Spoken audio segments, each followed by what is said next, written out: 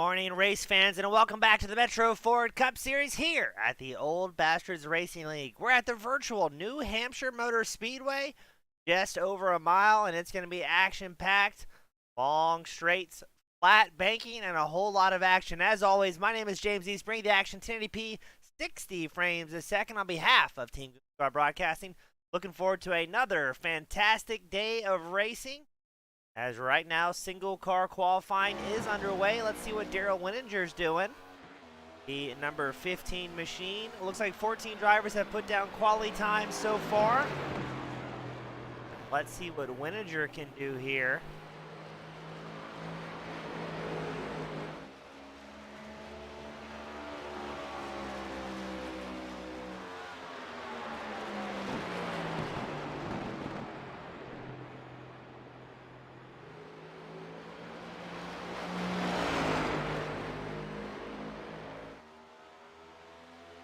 Right now it's John Hinchcliffe sitting on top of pole with a 30.64, just 1/100th of a second faster, even a little bit less than that, than Eddie Jones, who's way up there in qualifying with a 36.5. Let's see what Wininger can do as he crosses the line.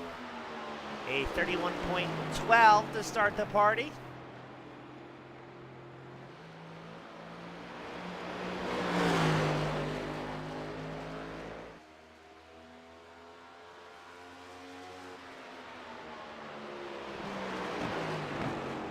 Looks like Michael Watts, Tom Ogle, Dale Copeland also making their way out on track. Looks like we have one rookie driver, a triple digit. It's going to be Brian Williams in the 119 Toyota. Now, he will not be able to go out in qualifying since he is a rookie driver here for the series. As to complete, I believe, about 4, 5, 6 races before he can earn the double digits. As Wininger comes down, moving up to fourth with a 30.72. Look at that, Tom Quasimodo Ogle flicks off a 30.64, puts it on top of pole in the White Claw back number 11 machine. Dale Copeland also moves up to ninth. Let's check in on Michael Watts in the 84, see what time he's able to do. Ooh, Ogle gets even faster at 36.2. I thought this may be one of those tracks where it's a one-lap qualifying effort.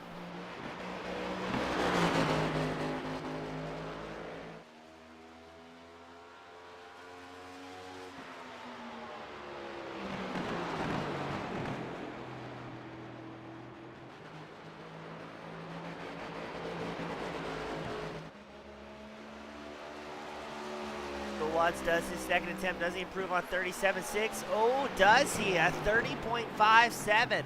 Rocketing up towards the top. Now finds himself on pole. I think the only other driver that may be able to dethrone him here is Greg Mcdaniel, number 30 machine, coming around to complete his second time lap. Mcdaniel currently qualified third with that 36.4. Will Watts hold on to it here? Will Mcdaniel find some time? And no, Mcdaniel with a 37.5, not able to improve on his standing. He will be sitting third. Watts now qualified officially in the top spot for today's feature event. Looks like Chris Walsh, Josh Hastings have not put down qualifying times. I don't think they're going to. About 45 seconds left here in qualifying.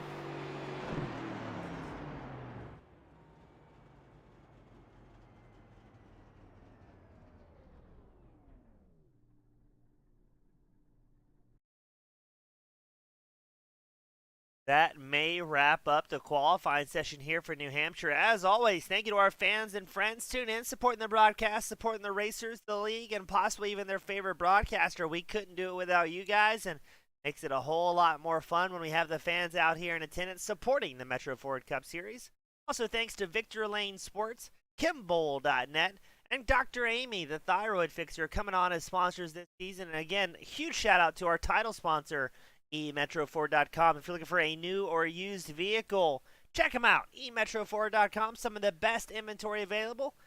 They will help get you finance.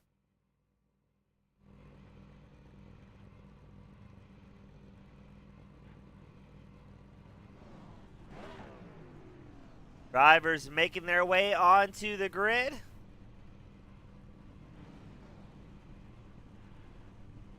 It's going to be Michael Watts in the top spot. Tom Ogle qualified second. Greg Mcdaniel starting third. John Hinchcliffe starting fourth. Eddie Jones starts fifth. Daryl Wininger starting sixth. Dwayne MacArthur starts seventh.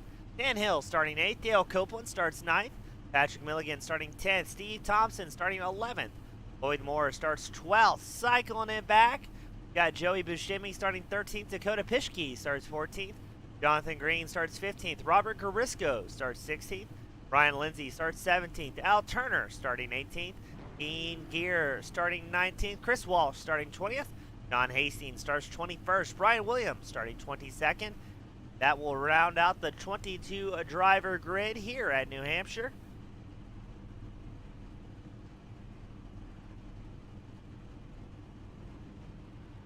As we get ready to send them out, 160 laps.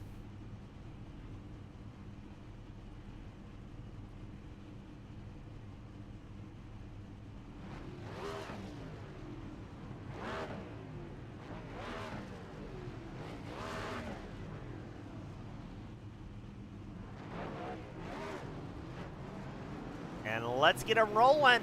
Watts and Ogle on that front row. McDaniel, Hinchcliffe your second row. Jones and Wininger your third row.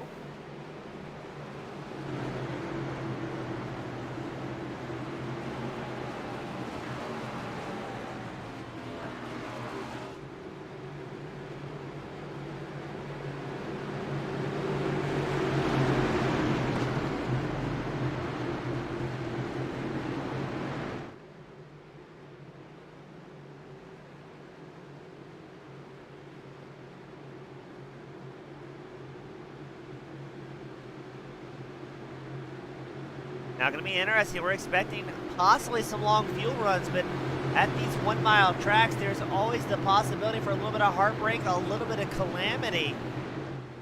And let's see how this is going to go as the pace car gets ready to dive down pit road. Pace car is in, and green flag is out.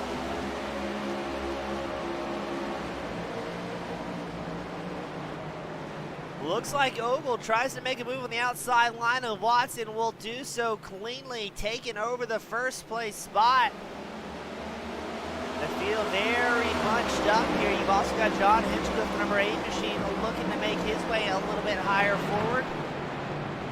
And I think Ogle's seeing a good opportunity here. Going to try and check out as guys such as Watch, Hinchcliffe, Mcdaniel, Jones are going to duke it out here in the opening laps.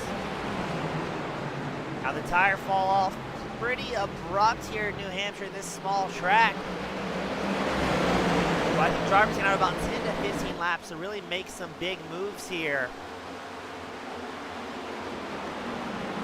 before we're going to see them settle into a bit of a groove.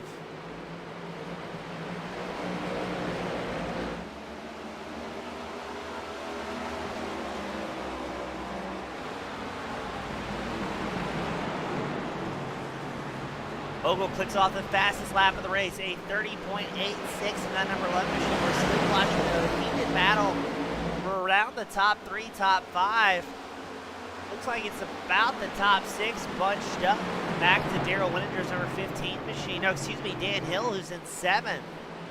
Hill has about a half-second advantage. Oh, let's go back up front as we've got a battle for second. John Hinchcliffe making a move on Michael Watts.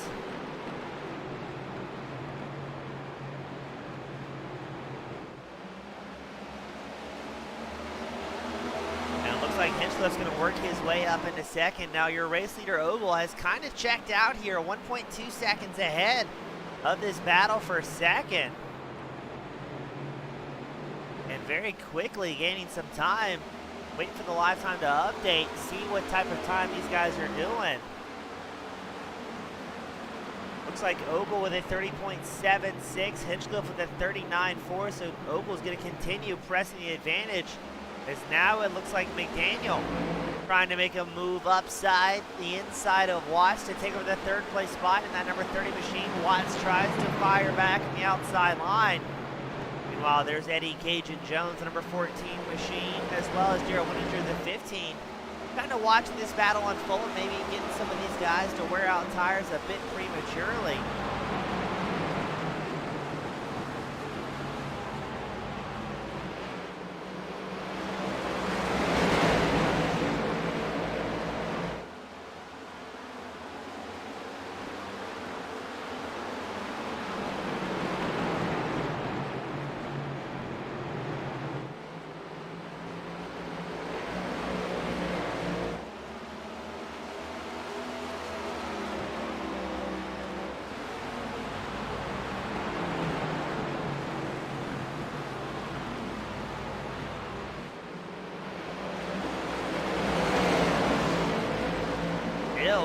Quite a heated battle for third. Watts trying to hold on to in the 84 machine. Mcdaniel not quite able to get that inside line like he's really looking for, as now the lap time's starting to drop. Everybody pretty much in the high 30-second lap times, low 31s at this point.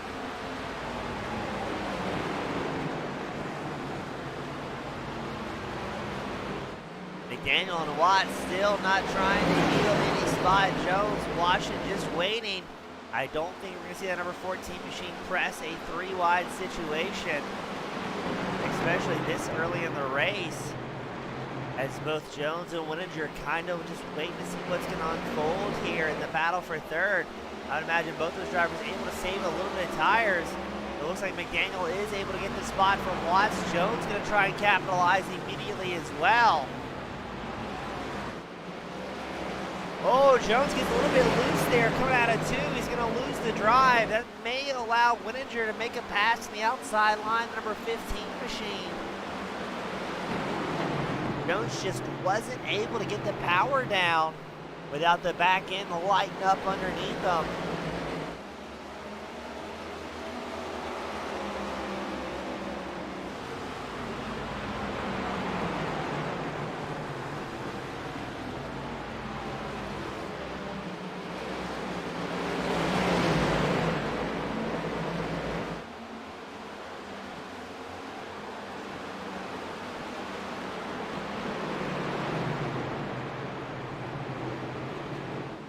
Now it's going to be Eddie Jones' turn, trying to get around Watts in the 84 machine. Right behind them, Wininger and Hill still within striking distance. As your race leader, Ogle, absolutely checking out here. 2.1 seconds up over second place John Hinchcliffe. Hinchcliffe 1.2 over Greg Mcdaniel.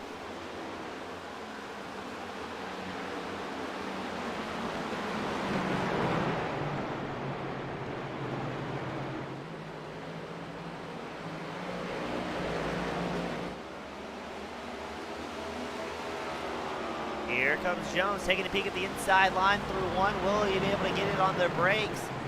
Ooh, a little bit of contact there with Watts. I wonder if Jones drove it in too deep. But no harm, no fouls. Watts able to hold on to it, but now he's got Daryl Wininger, Dan Hill. Hill takes a peek at the inside line of Wininger's Flow Racing number 15 machine. MXPX number 10 looks to the inside line.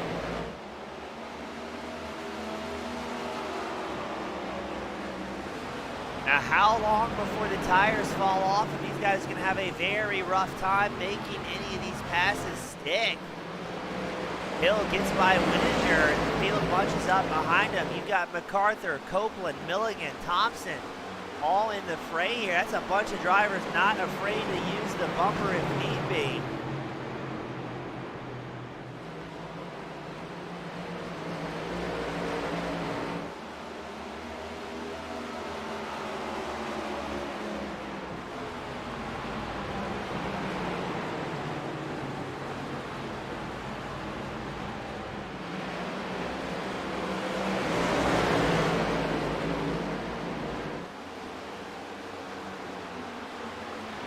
Looks like this pack fairly content, running single file at the moment. Nobody making any big lunges.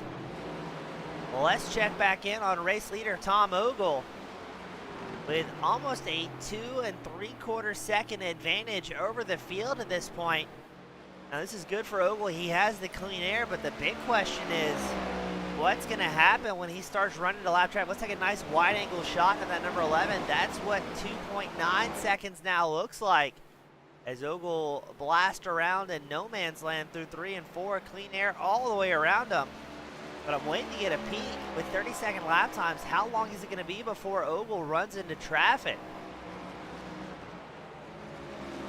I think at this rate it's going to be about lap 25. We're going to see Ogle having to navigate the field here.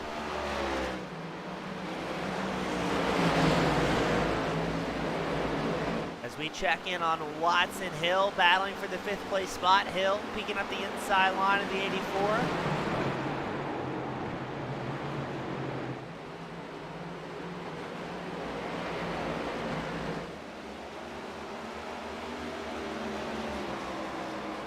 Now we had Fish ask a great question in our spectator area. Maybe some of the other drivers are doing a bit of saving here while Ogle is licking the stamp and sending it. It's going to be interesting to see how that pans out over the duration of the run. Some drivers reporting they can go all the way to lap 90 on fuel here in New Hampshire.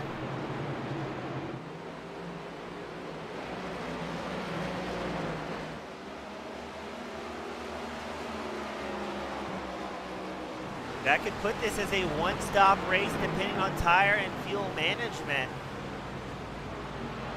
I think later on in the race tonight you're going to see, I'm expecting a caution flag to come out as these cars start to really tighten up and it gets much more difficult to make passes. That's when you're going to see guys kind of pushing either the front end, pushing it in too hard on brakes, or as we saw in the case of Eddie Jones, not able to conserve those rear tires, easy to light them up and slide it around here at the flat track. Wininger now has company with the likes of MacArthur. MacArthur wasn't feeling progressively or super great coming into today's race. Maybe there's going to be a points management type of situation for him.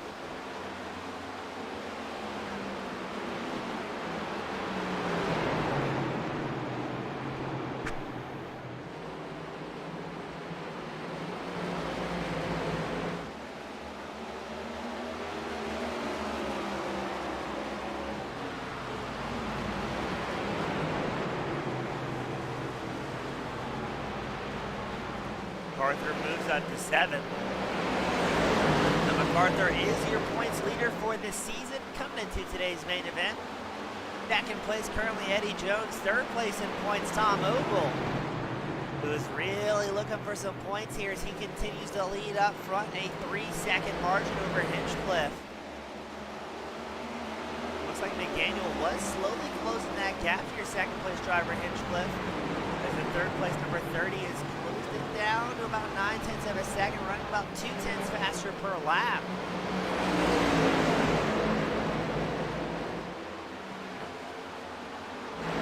We've got battles all across the track. We've got 14th place Joey Buscemi. He's chased by Dakota Pischke and Brian Lindsay, as well as Robert Garisco. And I think I just saw Al Turner in the mix here as well in the 76.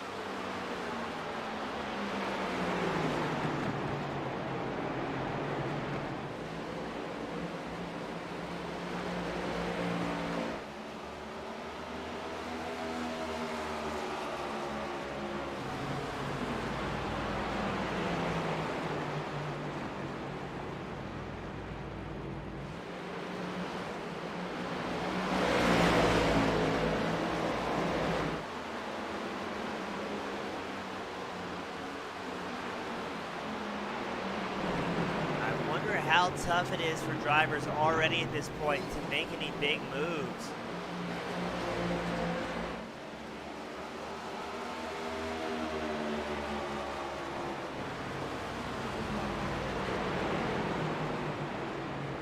As something may have happened to Milligan. Looks like he's out on the outside wall. Not quite sure what happened there. And that will bring the caution out. As John Hastings also off track. What happened to Milligan here? I think he had a mechanical or missed a downshift. Let's see what happened to Hastings. Oh, just looped it on his own here. A little bit too much gas, and around he goes.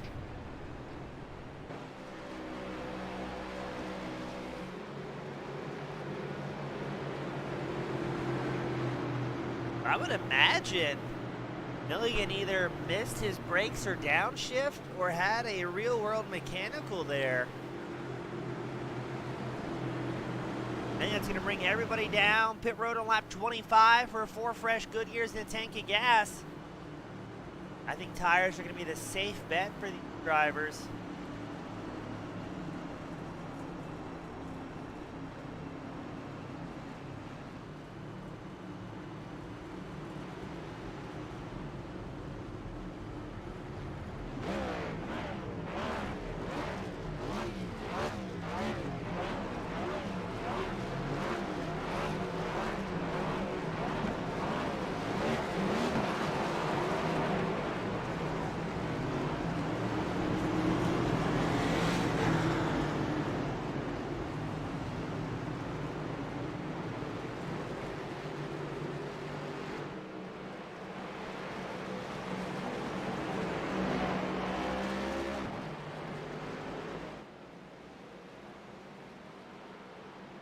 Rolling them back out on track under our first caution.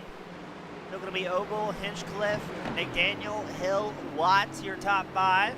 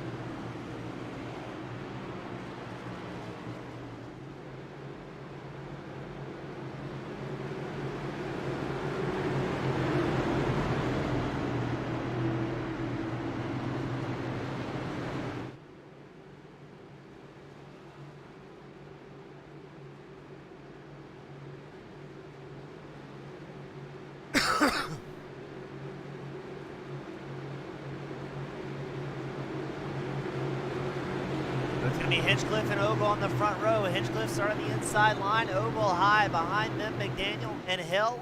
Watts and Jones make up the third row. Copeland, Milligan, Hastings all in pit road for repairs. Ogle gets another spectacular launch. He had great short run speed the opening 25 laps. He's going to try it again here.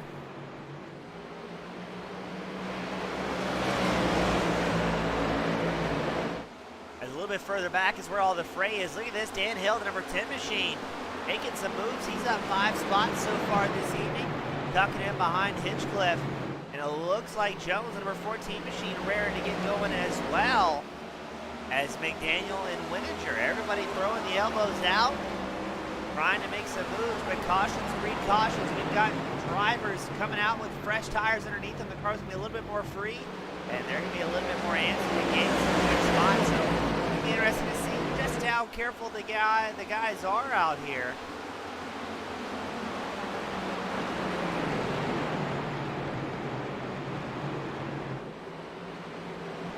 And yes, another caution coming out, showing as Buscemi and Williams tied up in that one. Let's take a look, see what happened. We're watching the 56 of Buscemi, the 119 of Williams. Oh, but it started further back. I think it was Crisco got into the 56. And the newcomer, Williams, tried his best to avoid it, not able to. Let's check once more with Crisco's point of view. Backing that camera angle up, I think Crisco either just got into 56 or the 56 came down. Too tough for me to call there. I'm not race control announcer. Slides about a contact. Sent the 56 around. Then Williams tried to lock it up and avoid the incident, just not quite able to. That'll be a quick end to the run with our second caution of the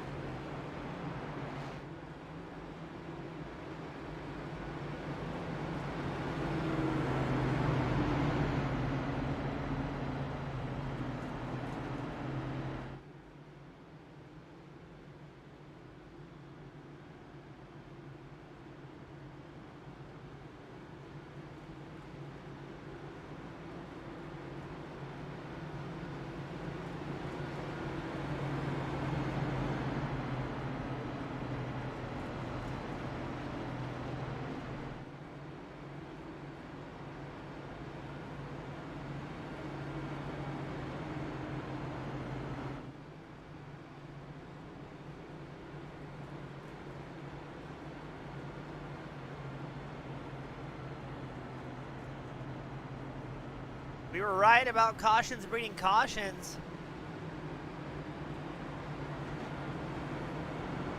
Looks like Williams and Hill came down pit road for a little repairs. Jimmy's got problems in the 56, showing involved in another incident. I wonder if he's jacking up to allow the field by. Yeah, I think that's what it was out of Buscemi's 56 machine, triggering a crash on our live timing software up here in the booth. Everybody inside the top 16 opts to stay out on their lap 25 tires. A bit of a heat cycle on them.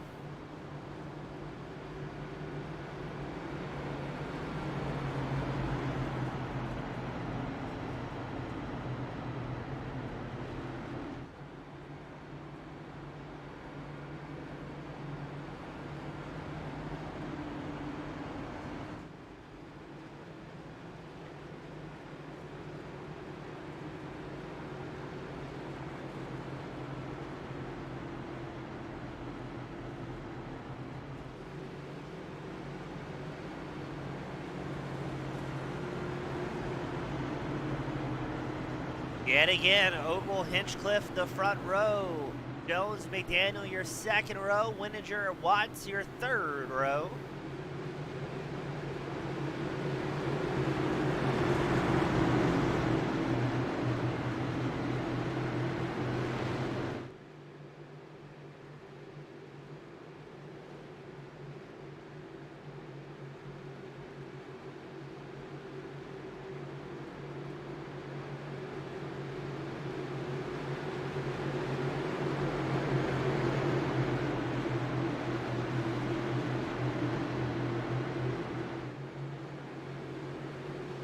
Pace car will be coming in this time by.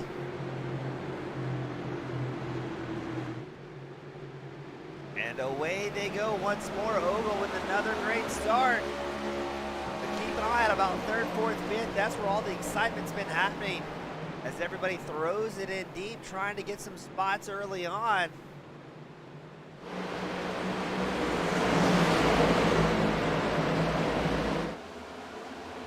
That was Jonathan Green we saw side by side with Steve Thompson.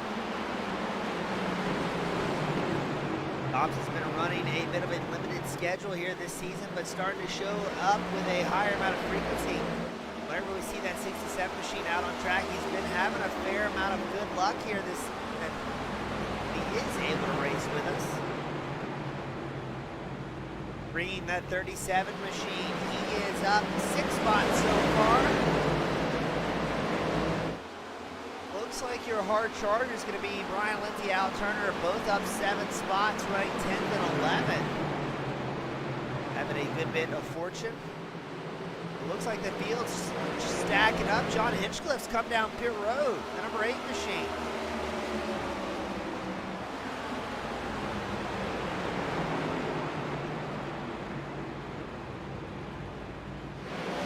And back up to second place, Greg McDaniel. Already Ogle's pulled a 1.2 second advantage. Jones, Watts, Wininger, the top 5 right there with McDaniel, number 30.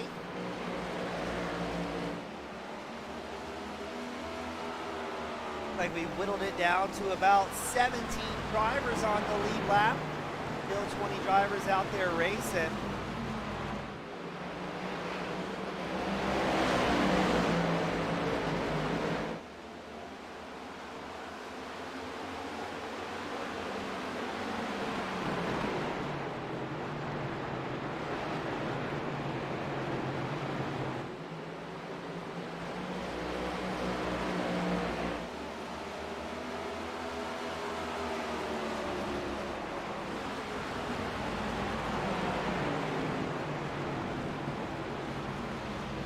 Further back, Robert Garisco, Dan Hill, Chris Walsh running 13th, 14th, 15th. It was a hard charger early on, but had to come down pit road. Not sure if he had any sort of damage on that number 10 machine or what the issue may have been. I want to say he was up fighting for the top 5 at one point.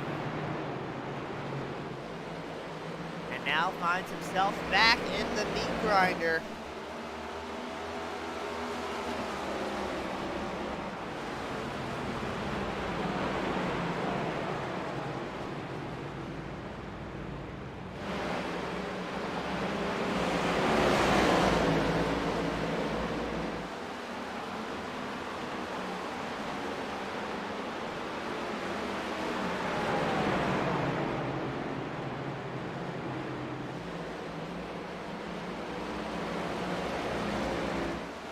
Hill has worked his way up to 13th, Garisco now 14th. Here comes Chris Walsh, the number 63 machine, trying to make some strides. Now Ogle must have had a bad lap up front, because now all of a sudden the gap is closed to only 9/10 of a second. That's not very far here on this 1 mile racetrack, but I think McDaniel's getting something figured out. Or possibly Ogle's gone into a bit of tire fuel management mode. Tough to say. Checking back in with McDaniel. Your race leader Ogle, McDaniel ran almost identical lap times, both 31.15 their last time by.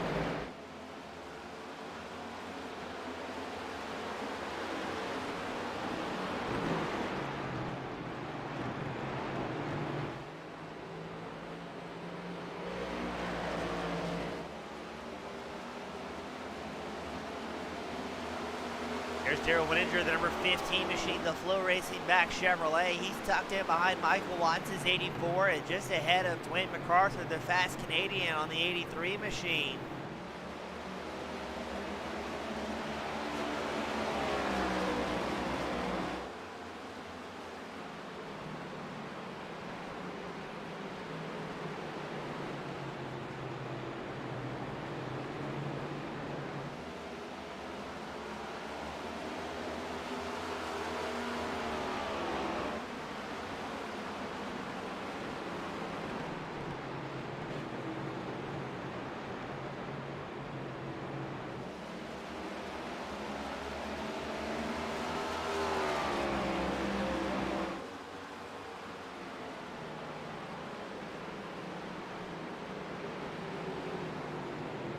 Looks like these guys calmed down a little bit. Now keep an eye out though on MacArthur and Thompson, 2 wily veterans running 6th and 7th.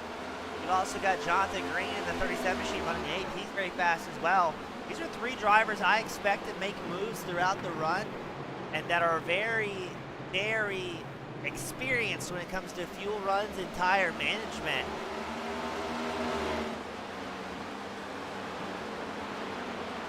I think the closest battle we're going to have right now is going to be between Watts, runs 4th, and Wininger in 5th. 84 versus the 15 machine. The drivers are coming up on about 20 laps of green flag racing on these set of tires. Lap 50 will be 25 since their last pit stop. About where we start to see the tires and the drivers starting to fall off to about a half second to a second slower than their fastest laps of the race. Already your race leader, Ogle, he's about quarters of a second slower than what he has been.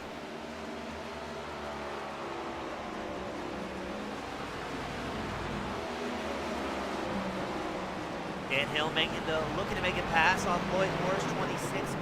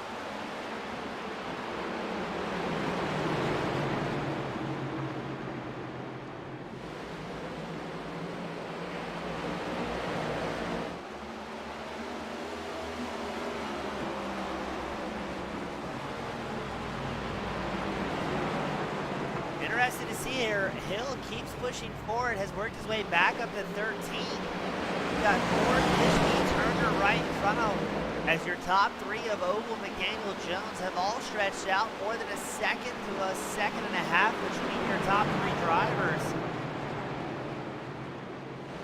Well, look at that. Looked like Arisco as well as Chris Walsh wanting to make their way around that number 10 machine of Hill. Had to back out heavily as somebody's blown up on pit road. You see a pool of smoke. A barbecue going on. I think if we're going to see something exciting happen, it's going to be right around here as the field starts to bunch up. Hill takes a look to the inside line of Moore's 26 going into 3. It'll be hard on the brakes.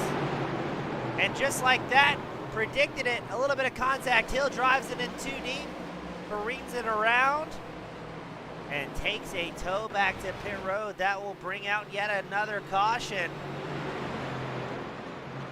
And let's take a look at that once more in the Metro Forward backed replay. Hill, we saw it about to happen, knew that number 10 machine was about to be hard on the brakes the inside line.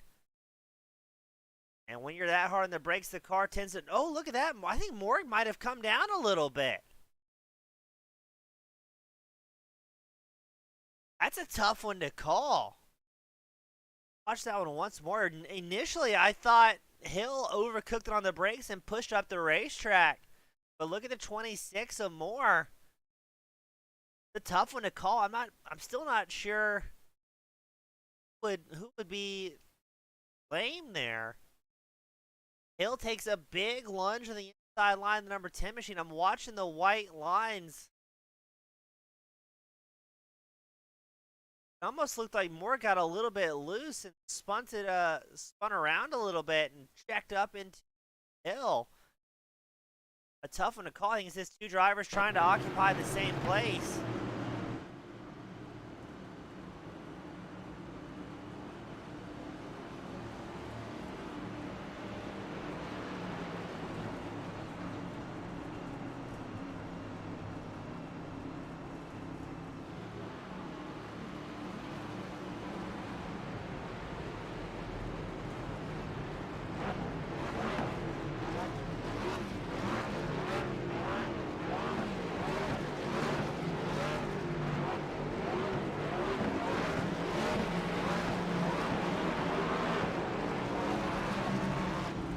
As we are under eye-pacing conditions for our third caution of the night. Ogle holds on to the race lead.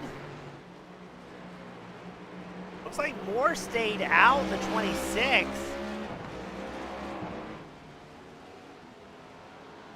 Maybe we'll see that 26 come down pit road, or is he going to try and start up front? Oh, he's just coming in for a late pit stop, I think, letting the rest of the field go by. So it's going to be Ogle, Watts, your front row. Jones, McDaniel, your second row. Wininger, MacArthur, your third row.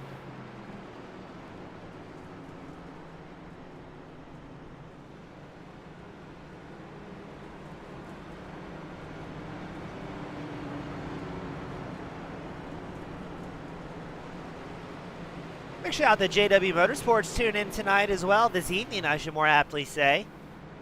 Supporting the broadcast, cheering on his favorite drivers.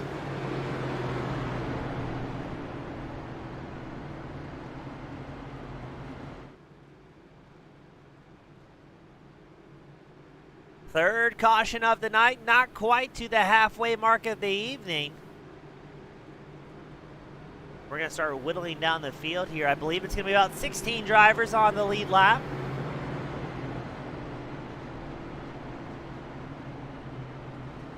And it looks like Dan Hill, Dale Copeland, John Hastings. Hastings may get back on track. He's been in his pit stall for 21 minutes. But most certainly Copeland and Hill have sent it back to the virtual hauler. They are done and out for the evening.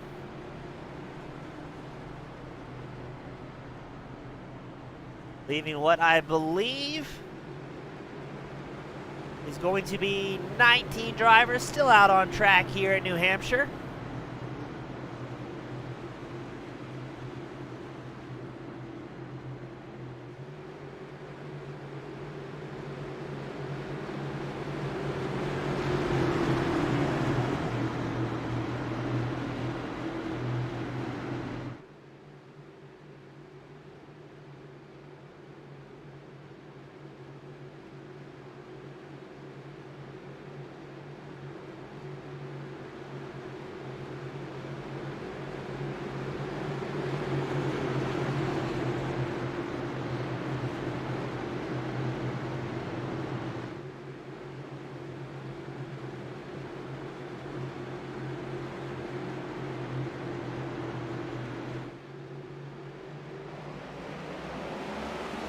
And away they go. Ogle getting a whole lot of practice with the restarts. Watts and McDaniel side by side, shuffling into turn one. Here comes Eddie Jones with a big move in the number 14 machine. Oh no, was that Jones? Oh, it's going to be a big one in New Hampshire. I think that was McDaniel in that one as well as the field scatters around. Oh, an absolute massive pileup. They're still crashing. I can't tell. I think that was McDaniel and Jones initially in that one, but this is going to be a big one. It's showing Jones, Turner, MacArthur, McDaniel, Pischke all involved in that one. Let's see what just happened. I can't tell. I think it was McDaniel maybe have gotten loose in the number 30 machine. And this is going to be a absolute massive pileup. Yeah, McDaniel looks like he got loose, or maybe a little bit of net code from the number 14 machine. Bounces back across the track, absolutely drills Jones in the 14. MacArthur's about to get caught up in it. But let's take a nice wide angle shot. And this is where there's MacArthur at the bottom of your screen, careening across there. Steve Thompson sliding everywhere. Looks like that's Dakota Pischke. He's the number 1 who gets edged out by the pirouetting Jones. What a big one here tonight. Oh, yeah, MacArthur did not get out of that one easy. There he is getting tagged by, I think that's either Green in the 37. Yes, it is. And that is a lot of fast drivers that just got taken out of this race, ladies and gentlemen.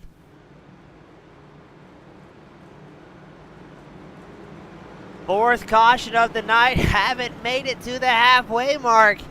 This is a rough one. Showing Jones, MacArthur, Turner all down pit road. Hill, Milligan, Copeland are all out. And we've got more drivers coming down pit road. Here comes Pischke, Moore, Turner.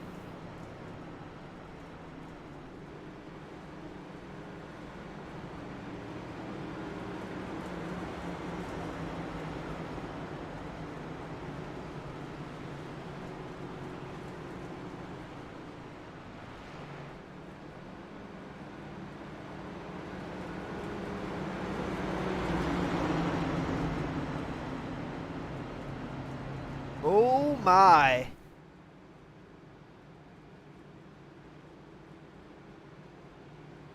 And what started as a 22-car race is rapidly dwindling here. Now somehow I'm still showing 18 drivers on the lead lap. I don't rightly know. There's got to be some wounded cars out there at this point.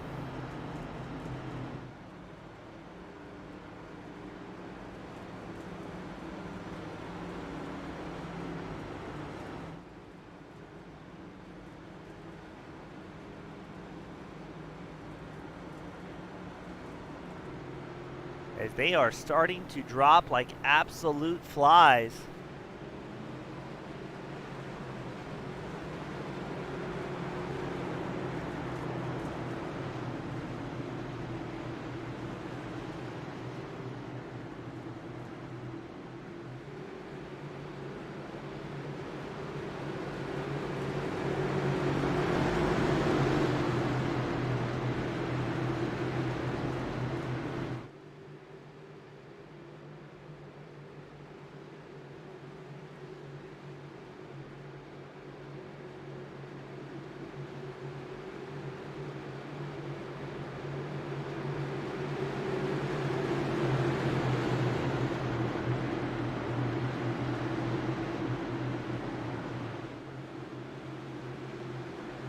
Pace car makes its way down pit road. Ogle, Watts that front row. Thompson, Wininger your second row. Garisco and Lindsay your third row. And away we go once more. Look at Steve Thompson slowly working his way up towards the front in that 67 machine. Qualified way back in 11th, currently fighting for that third place spot with Wininger alongside the inside of the 67. So Thompson works his way up into third.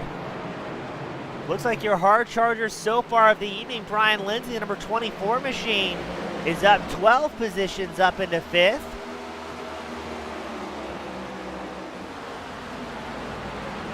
This could be a big points night for your race leader, Tom Ogle.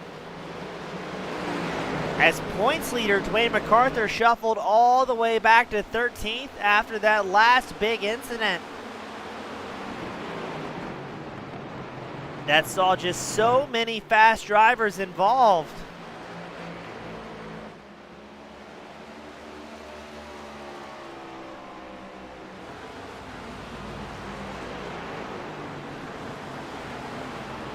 And as I say that, Ogle clicks off the fastest lap of the race, a 30.5 second, finding some more time. But look at this, the battle for inside the top five, mighty heated. It's Green, Lindsay, Garisco, Hinchcliffe going side by side, too wide, too deep, as they all shuffle in through 3 and 4, trying to find a way through here.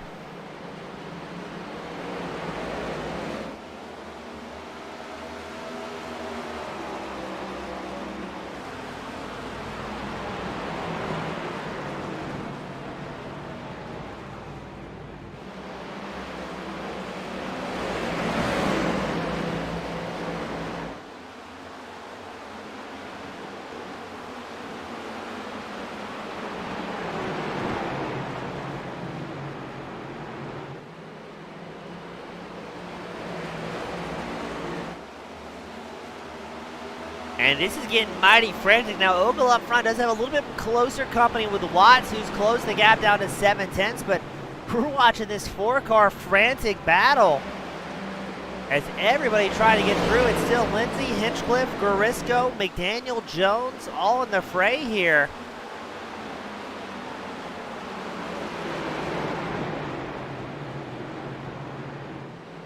And it looks like MacArthur just out of striking distance as well. So now it's a 5-car fray. Lindsay, that number 24 machine, knows he needs to get going. As Garisco and Hinchcliffe still side by side behind him. Eddie Jones, number 14 machine, sits in 9th. Has a good front row seat to this 2-wide action.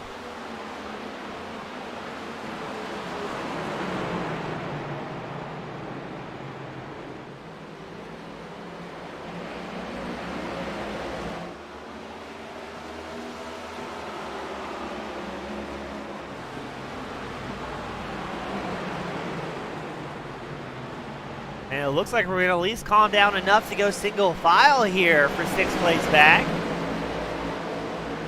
As I say that, it looks like Jones wants to take a peek at the inside line of Garisco going into 3.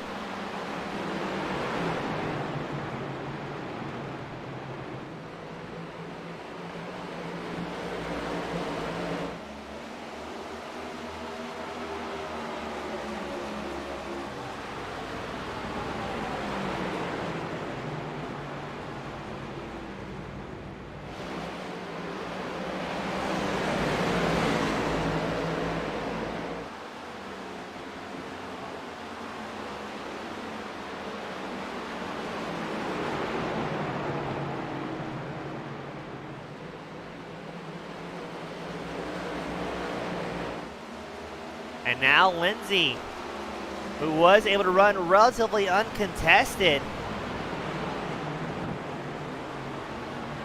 will have Eddie Jones, who seems to be charging through the field here. Jones came in a lap 57 to maybe get some repairs done as well as take tires. And he is starting to blitz up through the field over the duration of this run.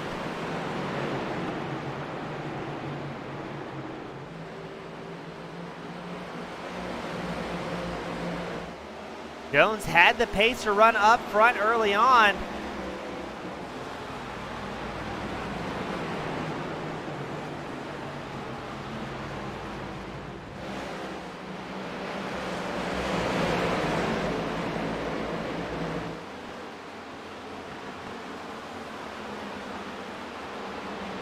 And it looks like he's going to keep that charge going here.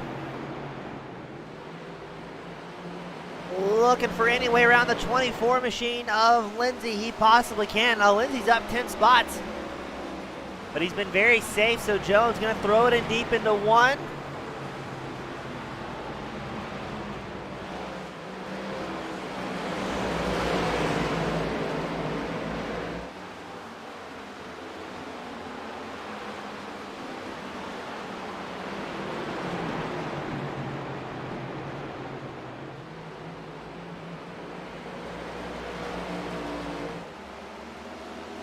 And now it looks like Lindsay's going to have Greg McDaniel trying the exact same move into 1.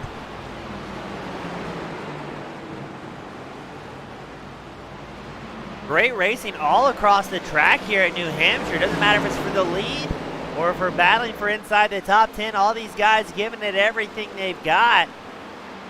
Now I'm curious to see, is Jones going to be able to close the gap now to Jonathan Green's 37 machine? Green, another driver up 9 positions. But we think Jones has 5-lap pressure tires. That could very well be the difference that he needs to make these pit stops happen. Now we're expecting the next round of green flag pit stops, if we can get to that point, to be around the lap 120 to 140 mark. It's the fuel window we're expecting.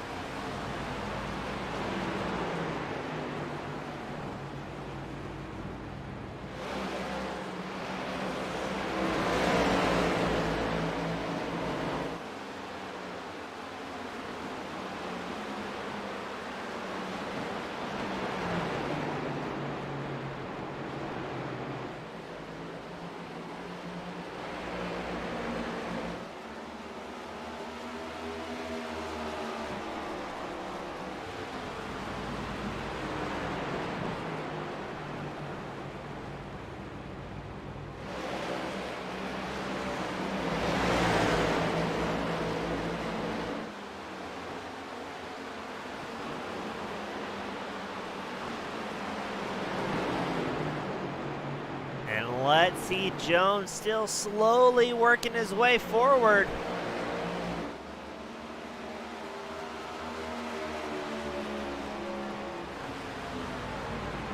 We've seen Jones be aggressive on the brakes, and he's going to continue that, using those tires to his advantage, getting side by side to green, and it looks like Jones going to get him cleared here. Well done, Jones finding some pace later on.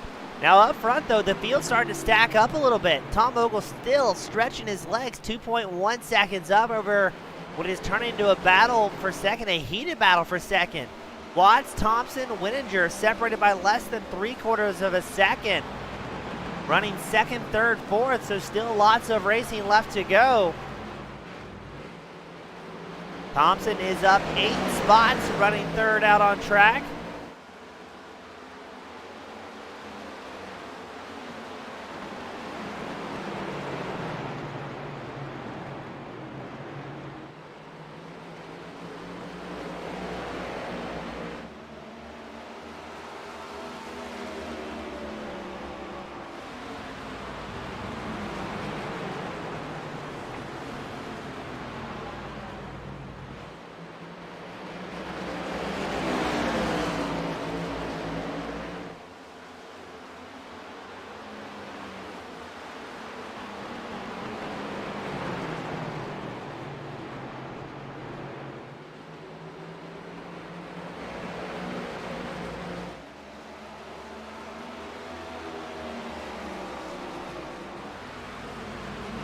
Let's see, actually, let's go a little bit further back.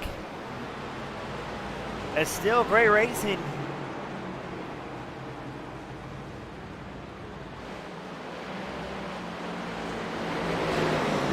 That is Jonathan Green and Brian Lindsay going at it here in the battle for 9th. Looks like Robert Grisco also trying to get up there, work his way just inside the top 10 if he can.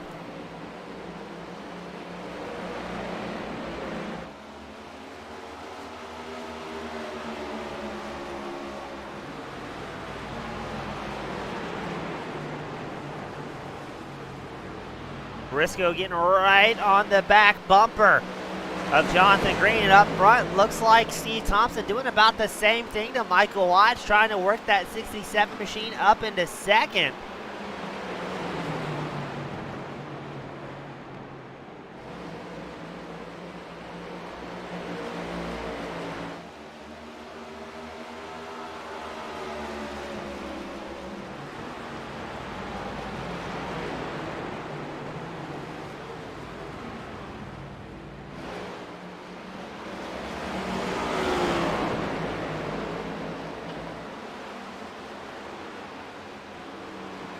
Briscoe looks to make the move. Will he get clear of the 37? I think he will here.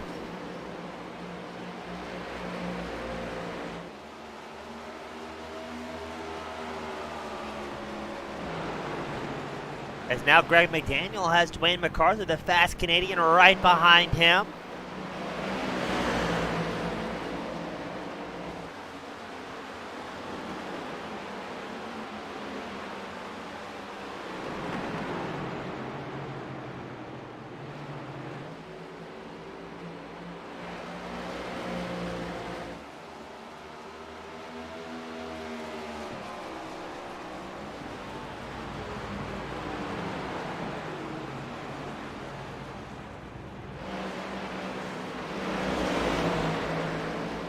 Hinchcliffe, another one of those drivers having to work his way back up to the field, that number 8 machine. His last pit stop was on lap 52, and he's got Eddie Jones in hot pursuit. Jones really on a fantastic run here this evening. Despite being involved in that incident, having those fresh tires underneath him benefited him very, very well.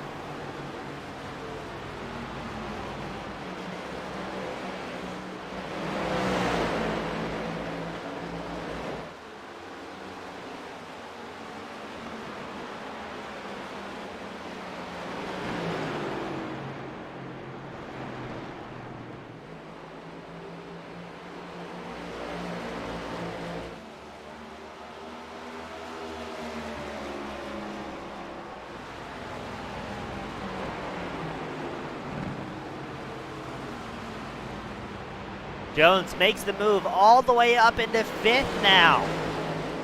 Right back where he originally qualified before we saw him cycle back further through the field. And had to do it all over again. And as we are at the halfway mark, or just a bit past the halfway mark of the year, I'd like to once again thank our sponsors, Victor Lane Sports, for coming on board this season, KimBowl.net, as well as Dr. Amy, the thyroid fixture, coming on midway through the season. Great to have all the support from these sponsors. And of course, we can't forget about Metro Ford themselves, eMetroFord.com. Looking for a new or a used Ford vehicle, or really any brand. I think they've got a lot of used selections available, some of the best inventory you can find right now. Check them out, eMetroFord.com.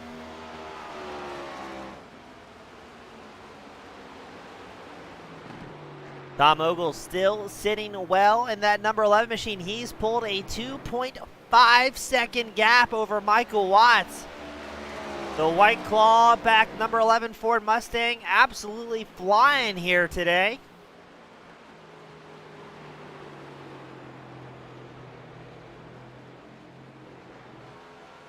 Now he's going to have a little bit of traffic coming up. I think Al Turner will be the next driver going a lap down the 76 machine.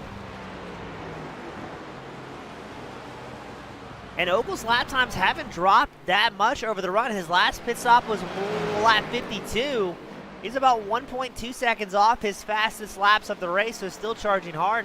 You could just barely see Watts, Thompson, and Wininger out that angle of the camera.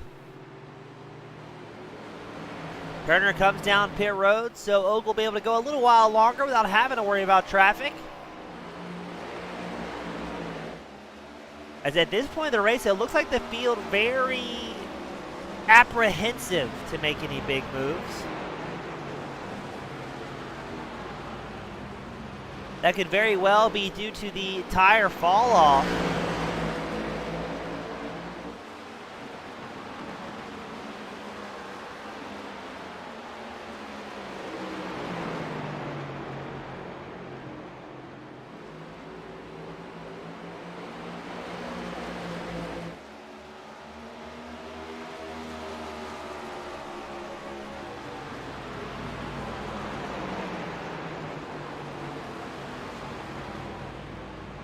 I'm also very interested to see how close Watts, Thompson, and Wininger continue to run over this fuel mileage race, what's turning into. Watts is maintaining anywhere between about 0.2 to a half second over Thompson. Thompson closes the gap and yo-yos back and forth every now and then. And it looks like Wininger is starting to fall off just ever so slightly in 4th place.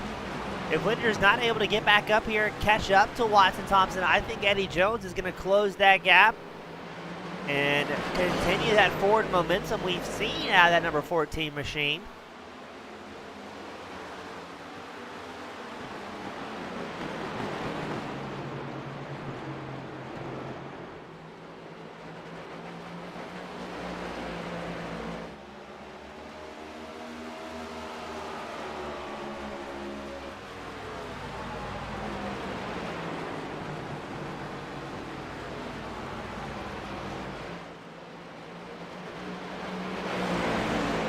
Thompson looks to be slowly closing that gap to Watts. But then just like that, Wininger closes that gap again to about a half second. So this is a back and forth game of who's going to use the most tires over the run. Don Hinchcliffe comes down pit road for a green flag stop, the number 8 machine. I think the first green flag stop we've truly seen all night.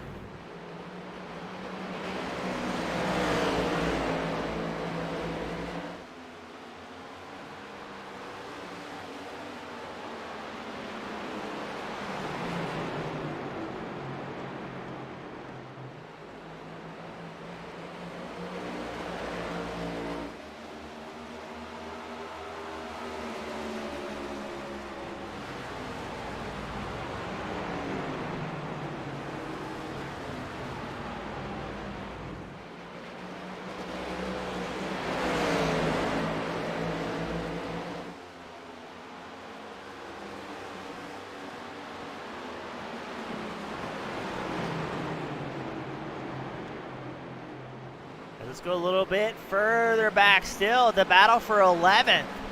Really could be the battle for 10th. You've got Jonathan Green in 10th, Chris Walsh, Dean Gear running 11th and 12th.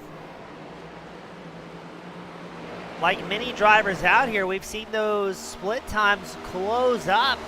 I don't think anybody can really do anything with this point with the tires. There's only so much heavy brake you can do, as we see Chris Walsh give it the old college try up the inside line of Green. And just like that, Walsh able to make it his 10th position gain so far of the night. Edges into the tail end of the top 10.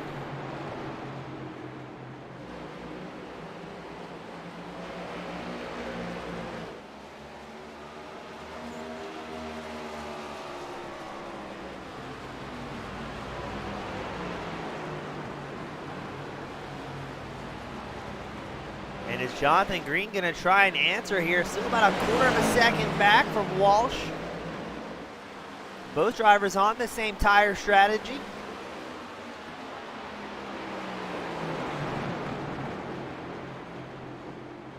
They've been a little bit shy of 50 laps on the set of tires over the run.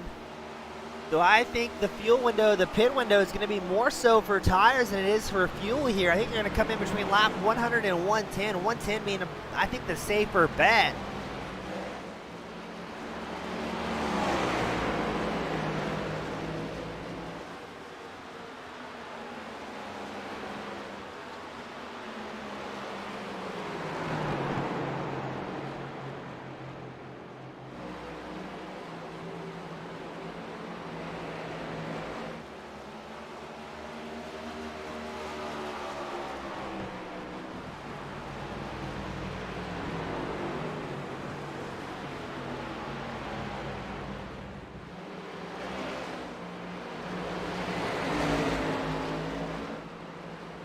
As it looks like Eddie Jones continuing his climb up towards the field. He's reeled in Wininger by about 3 to 4 tenths of a second.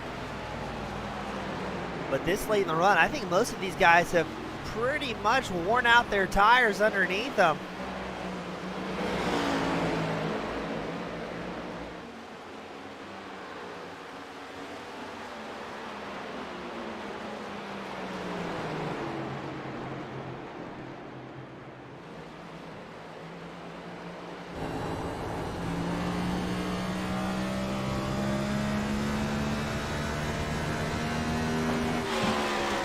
We check in with Eddie Jones. We're going to be kind of quiet for a lap. Let's listen to see if Jones is one of these drivers grabbing downshifts, or is he going to keep it in 5th all the way around?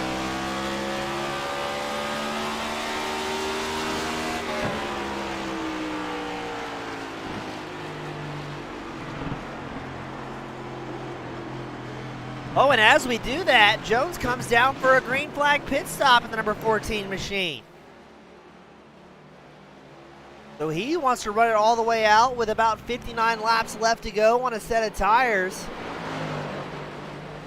Looks like Brian Lindsay also coming down pit road. Ogle opts to stay out as long as possible. Looks like most of the field staying out at this point. We'll pull up the live timing tower to the left side of your screen so you can see where those favorite drivers are.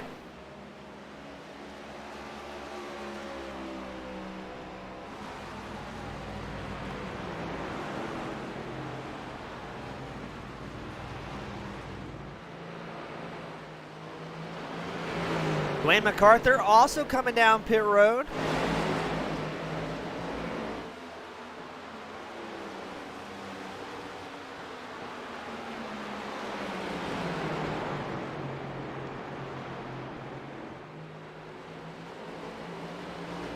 So is Watts going to try and maybe take over the second place spot?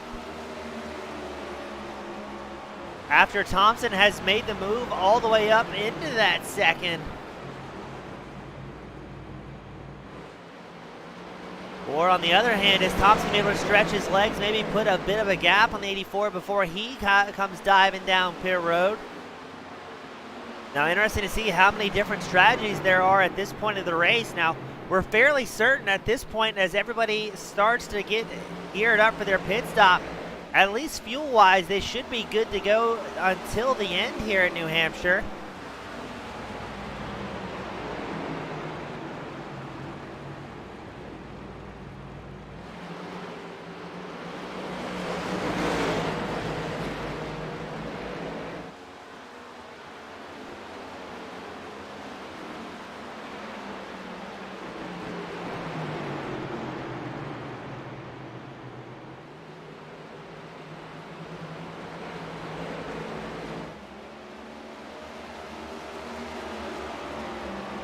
As Thompson has put a quite healthy gap onto Watts, now 1.6 seconds. Daryl Wininger, the number 15 machine, trying to close the gap, but you got some fast guys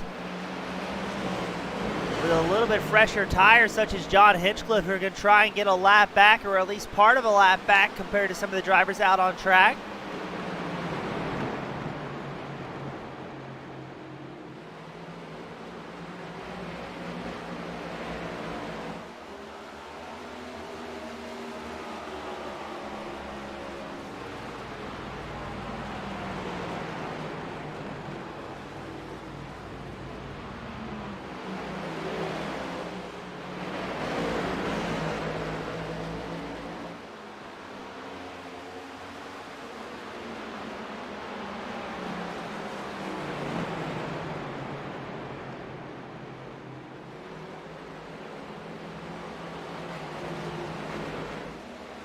Oh, and we're going to have a yellow flag coming out. It shows Jonathan Green off track. This could save a whole lot of drivers as we get ready to reset the field. What happened to Green here, I wonder? Oh, loses the back end and sends it flat tracking around. Let's back that camera angle up a little bit. And it looks like Green just sends the back end sliding around that Mustang. Very quickly getting off the race line, so well done, but that was enough to bring out the caution. With 12 drivers on the lead lap, Eddie Jones is in lucky dog contention.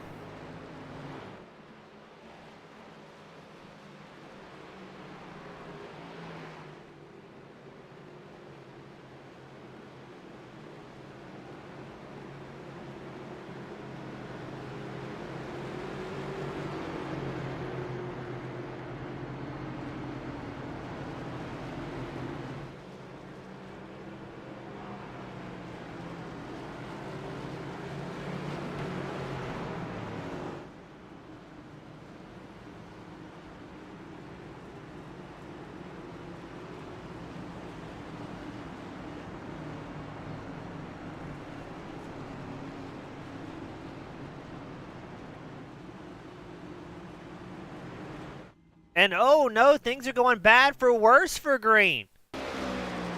What happened? Showing as a crash under caution. Green just not able to hold on to the car for some reason.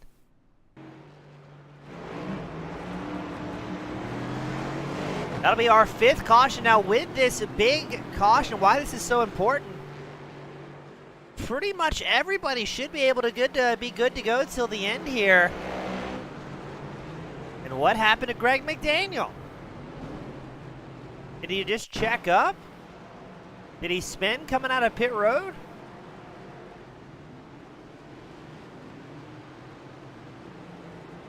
Oh, I think that was just not able to complete the pass that he thought he had.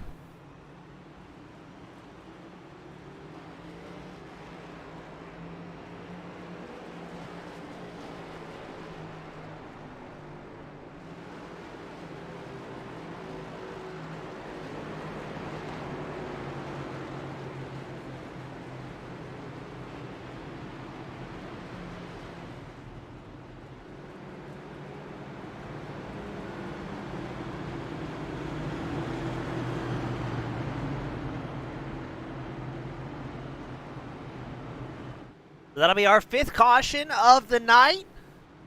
Still showing 15 drivers on the lead lap at this point, with 17 still out on track. Al Turner, Dan Hill, Patrick Milligan, Dale Copeland have all officially put it back in the virtual hauler. John Hastings has been in his pit stall for 55 minutes, so he's most likely not coming back out on track with 50 laps to go, and he'll be about 125 laps down.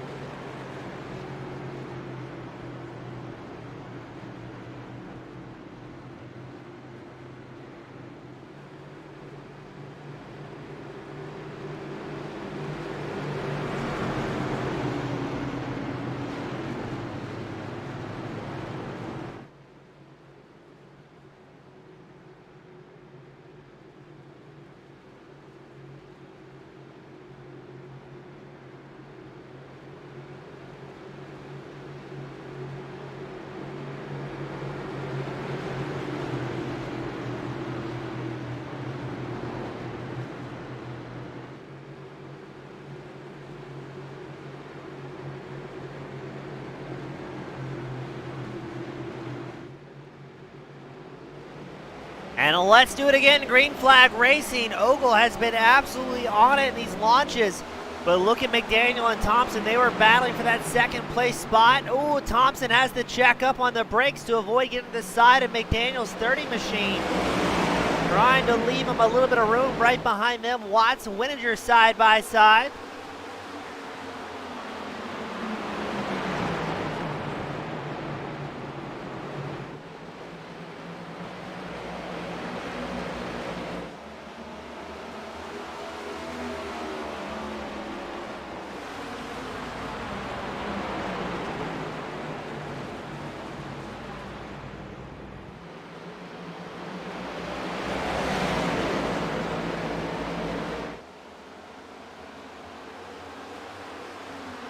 And here we go.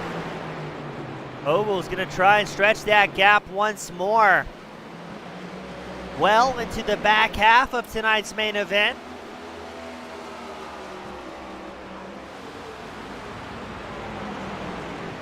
And this is going to be a good spot for everybody trying to lock in those spots when they can.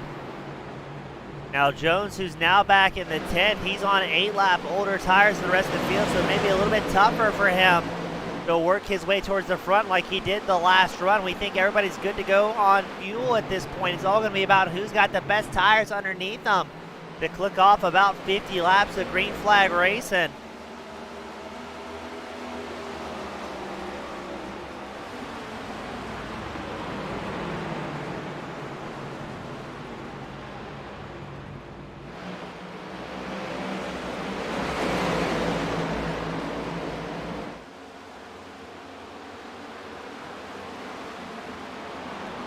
Looks like Mcdaniel not out of the fight yet, showing the nose to Steve Thompson, as right behind Watts has his own battle going on with Wininger, Walsh.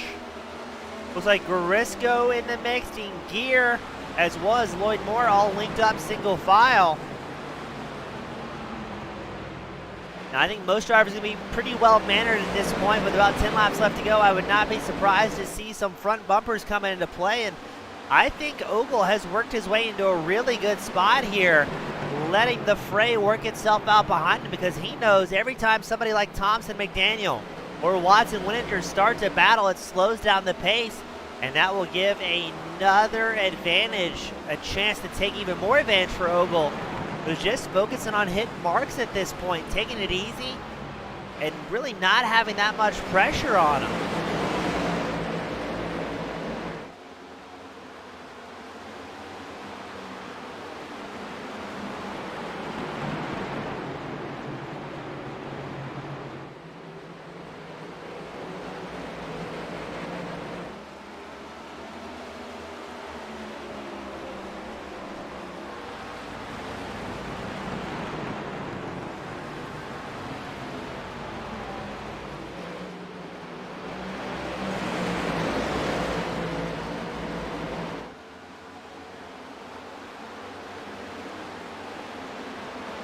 So the field's starting to bunch up.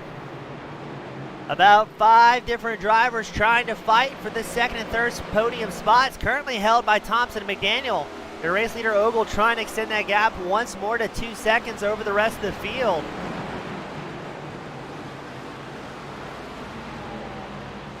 As what's this, McDaniel getting very close to closing that gap. They do not want to allow Watts and Wininger as well as Walsh to get up here and join the battle for the podium. They'd much rather just be fighting each other at the end of this thing instead of 4 more additional drivers.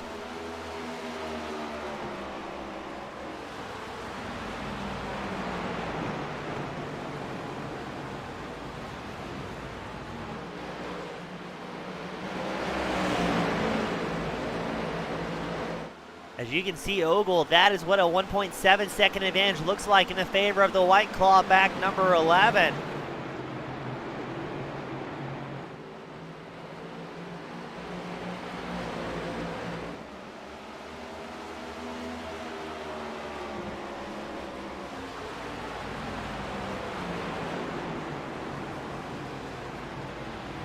Now I think Thompson's in a good position here in second. He's kind of controlling the pace with McDaniel behind him. not having to use up too much tires. Now that being said, if Mcdaniel starts to put more and more pressure on Thompson, I think the 67 machine will be forced to kind of wick it up, and it's going to be a game of who can conserve the most tires here, as we've got less than 40 laps left to go at this small 1 mile New Hampshire raceway.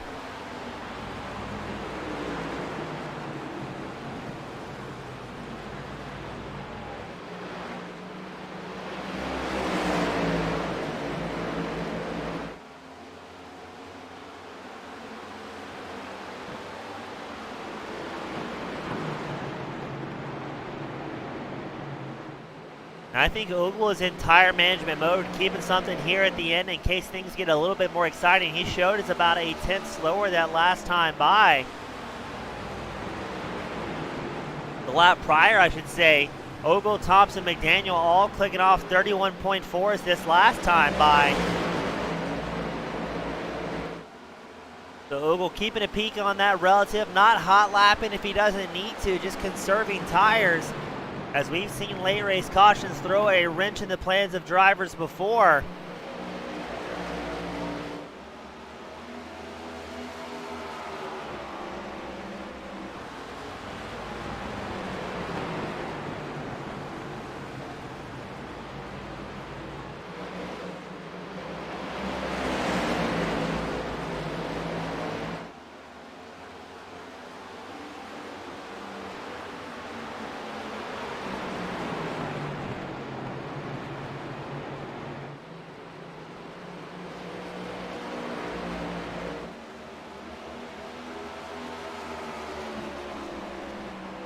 As it looks like Thompson and McDaniel still maintain about a 3/10 gap between each other. McDaniel not looking like he wants to pressure or push the issue too much.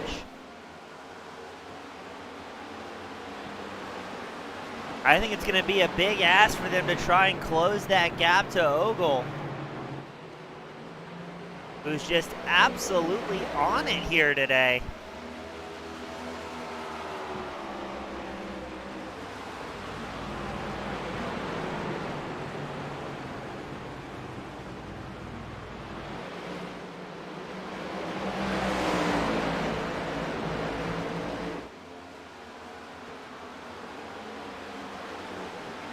Now coming into tonight, Ogle was definitely the odds-on favorite. Watts and Wininger were two big drivers we were expecting good things out of. Watts currently sits in 4th, and Wininger sits right behind him in 5th. I think, though, without a late race caution, it's going to be tough for these guys to make any more big moves, as Watts and Wininger are about 3/4 of a second back from Thompson McDaniel, who seem to be content running single file. You've also got Chris Walsh in 6th, our hard charger. He's up 14 spots in the 63 machine. He's tucked in squarely behind Wininger and Watts.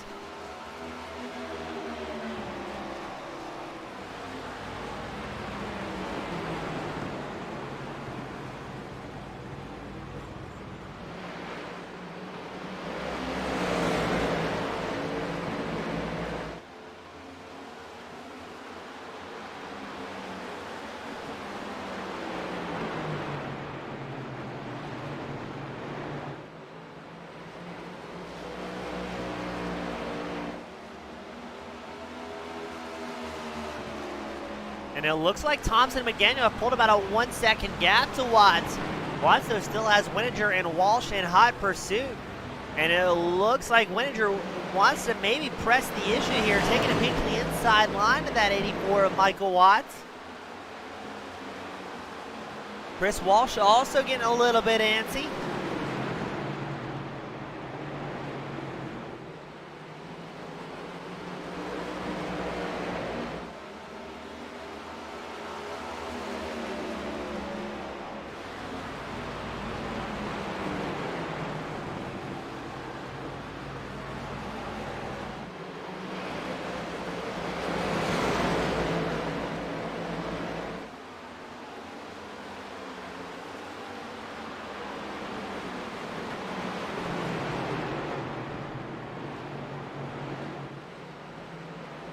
Now Lloyd Moore had an off-track excursion in the 26. There's no caution as of yet. I don't know why. He's parked in the raceway. How did that not bring out a caution? Let's see what happened to Moore. Looks like he lost the back end, sent it sliding around.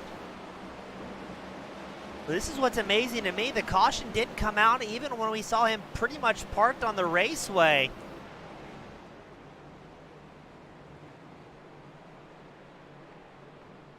I wonder if he was trying to get that machine fired up. No, I mean, it was relatively quick getting it going.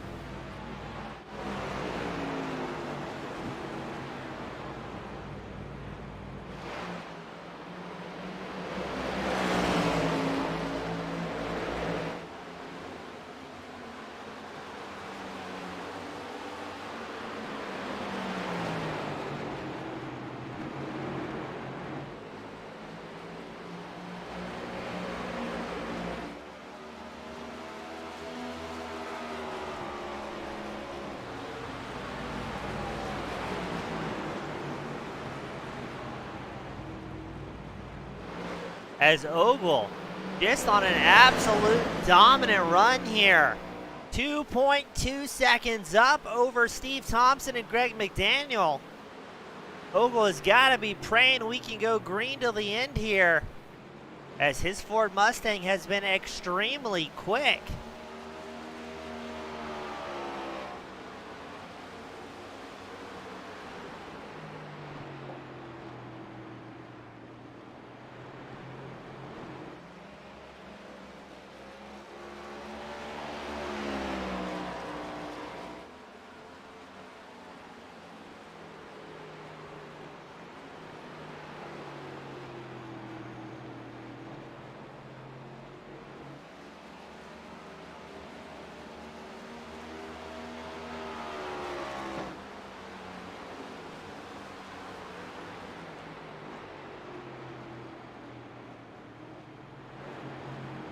Meanwhile, the battle for second still rages on. Steve Thompson, Greg Mcdaniel a little bit further back from them. Watts, Wininger, Walsh still linked up nose to tail. Another 3-car back. A little bit further back is Robert Garisco, Eddie Jones, Dean Gear. Dean Gear, another driver we haven't talked about much tonight, finally getting over his bout of COVID. Has worked that number 92 machine up 10 positions up into 9, so having a fantastic go of it. 25 laps left to go here at New Hampshire.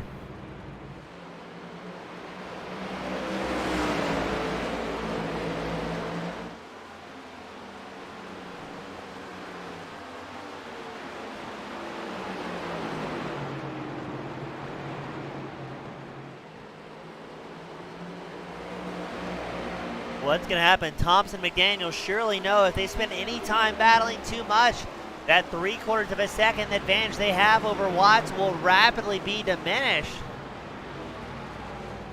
All three drivers with identical lap times, 31.67 their last time by, so Ogle has backed out of it slightly. He's still saving a bit of tires, and we're going to have a caution late in the race. Oh, this is not good. Dakota Pischke, Brian Lindsay, John Hinchcliffe, all showing involved in that one. This is the last thing that Ogle wanted to see. What happens? Pischke, I was going to take a peek at the inside line. No, Lindsay loses it, maybe on a downshift. Pischke bounces into him.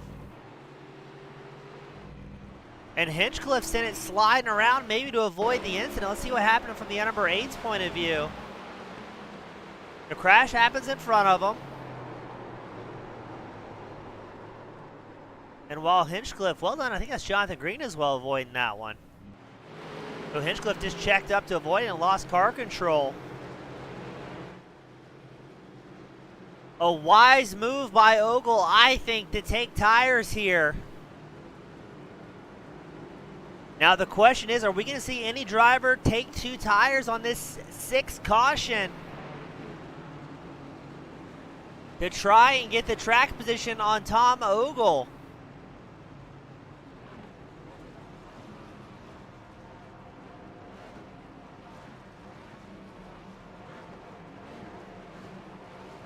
We're watching with bated breath. Is anybody going to try anything different here? Looks like Ogle in the air. He's taking 4 tires. Thompson was rocketing forward there. Looks like John Hinchcliffe, the number 8, takes 2 tires. And what may be a last-ditch effort to get a little bit higher finishing position. Ogle, McDaniel, Thompson, Watts, all taking 4 fresh Goodyears. And it looks like it's just going to be Hinchcliffe, the number 8 machine, showing as a 2-tire stop.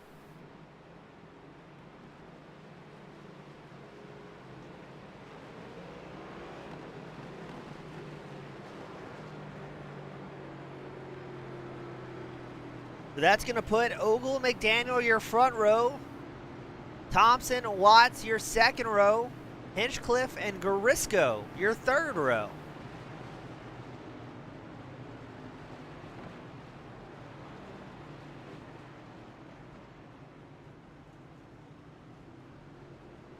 We were showing 15 drivers on the lead lap, possibly 16. We'll see here.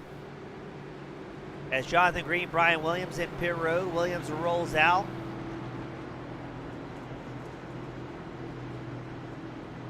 Williams will be 1 lap down in scoring.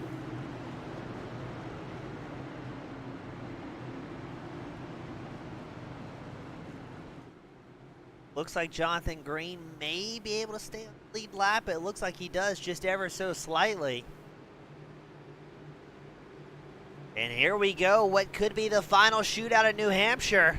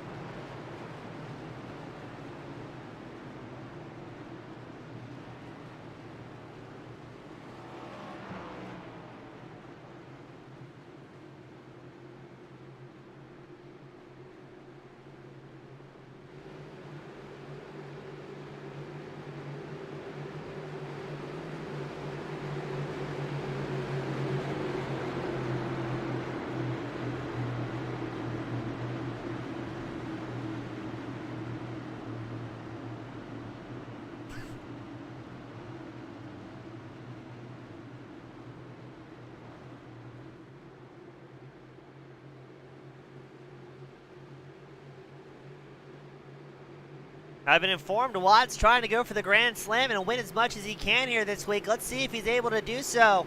His car is in. Ogle with a great launch. He's been getting them all night long. As the field gets ready to stack up. Diving in deep through 1 and 2. Thompson and Watts side by side. Looks like Thompson has a bit of a shimmy out of that 67 machine, able to hold on to it. On that inside line, Greg McDaniel wants to get ahead. He knows that things are about to get frantic behind him. As we are 2 wide, 3 rows deep with 19 laps left to go.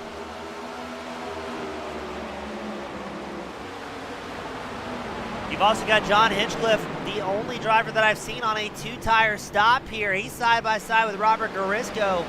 Behind him, Jones and Walsh looking to make their way forward. And the few laps remaining. And what's this? For the first time in a long time, Tom Ogle has pressure.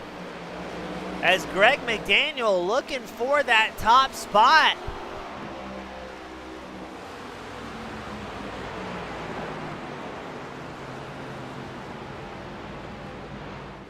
Now McDaniel has not yet had a win so far this season. His highest finish has been 2nd at Nashville Super Speedway, so he would like nothing more to get up there and maybe rattle Ogle's cage. That's going to be a big ask, though, because Ogle, as we've seen throughout the longer runs, was pretty much unstoppable, I would say.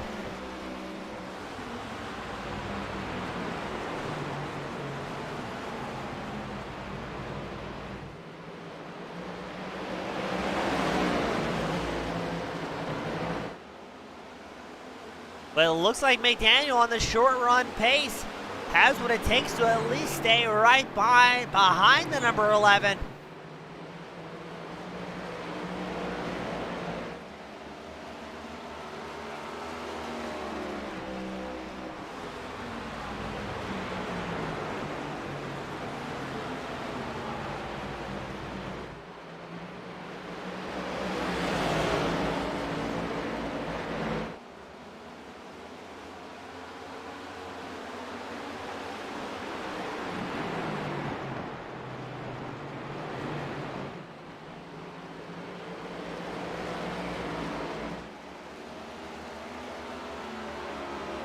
Ogle pulls about a 3/10 advantage.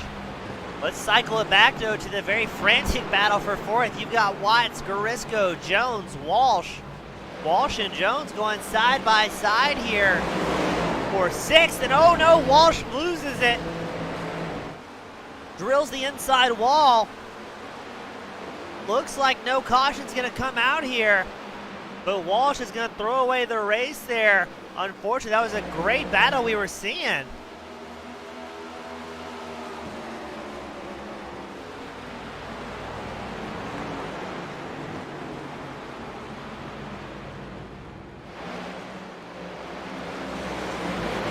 "13 laps left to go. It's Ogle, McDaniel, Thompson, Watts, Garisco, your current top five. Watts trying to close the half-second advantage that Steve Thompson has in third to work that 84 machine onto the podium.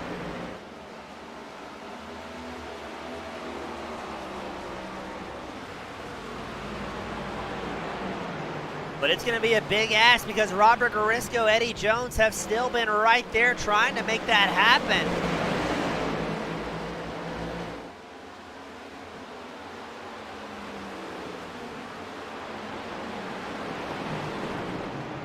Back up front, Greg McDaniel putting the pressure on Ogle's number 11 machine.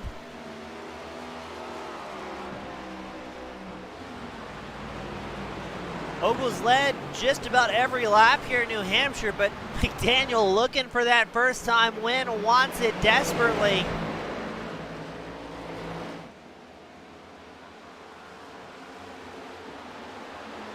Now McDaniel, one of the most polite drivers you can find, but Brian Lindsay has problems and a caution comes out. 11 laps left to go.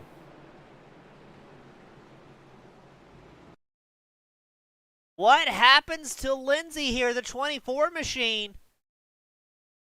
Tucked in right behind the 15 of Wininger. Takes a peek the inside line and just turns down too aggressively, I think.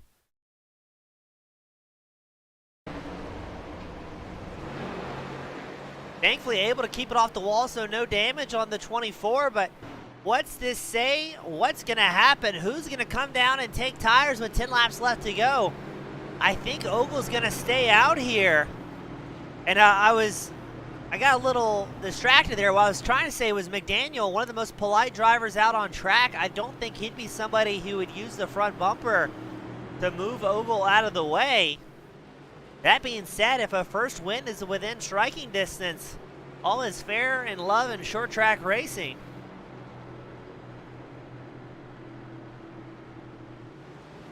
That's going to put this restart, I think 7 laps left to go in the race. Wininger, Green, Moore come down pit road, the top 12 opt to stay out. Looks like the majority of the field saying track position is going to be king here.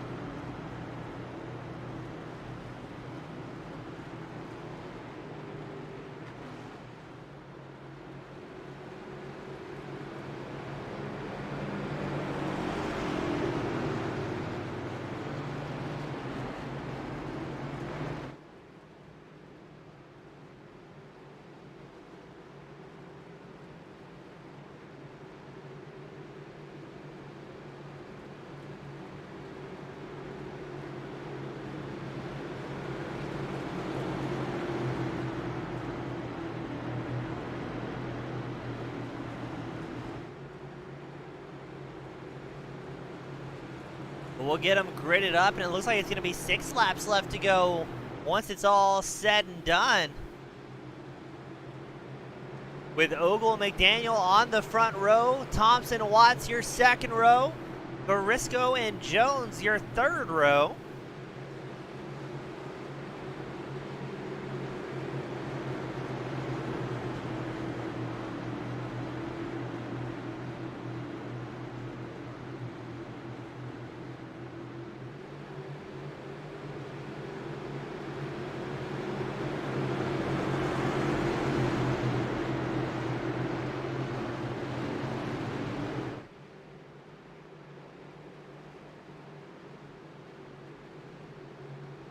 Ooh, how is this gonna shape up? Will we have to use our green-white checker attempts, or will we be able to click off 6 laps quickly? I'm a little apprehensive on this one. Drivers know there's not a lot of chance left to make any big moves. Keep an eye on that number 11 machine. He's been very good on the restarts. And he's gonna do it once more, knowing that track position is going to be extremely important. Now all eyes on guys such as Greg McDaniel, Michael Watts, Steve Thompson, Eddie Jones inside the top 5. Looks like McDaniel takes over the second place spot, does so cleanly. Thompson and Watts side by side down the back stretch.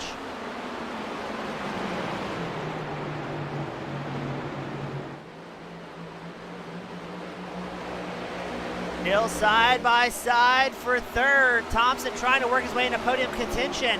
Eddie Jones looks up the inside line of Watts as well. 5 laps left to go. Ogle holds a 4/10 advantage, but things are getting heated just outside the final podium spot.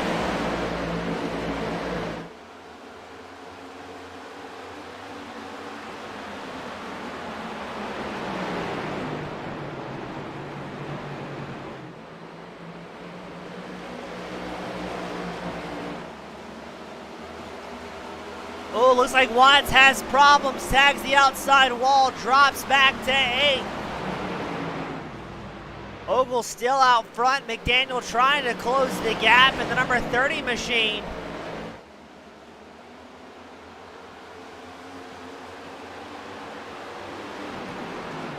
no more tire saving to be had. These guys are going to give it absolutely everything that they have left in the proverbial tank. Ogle holding on to a 4/10 advantage.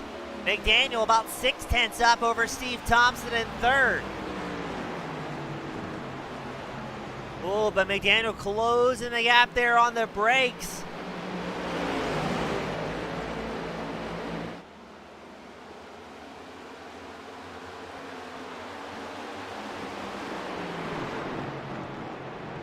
Are we going to be able to get the white flag without incident? As McDaniel's still trying to close the gap. He's hard on the brakes, but not quite able to close as much distance as you want. Maybe losing a little bit of drive on the corner exit.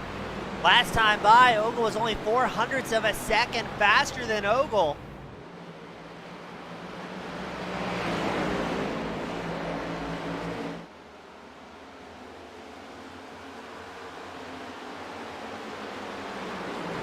Now, if McDaniel can finish second here, that'll be his highest finish so far of the season, I think. No, it'll be tied, excuse me, with his result from Nashville. White flag is out. But we will not be using the green-white checker attempts today. Ogle makes his way through 1 and 2 and down the backstretch for the final time. McDaniel, I don't think is going to be within striking distance here.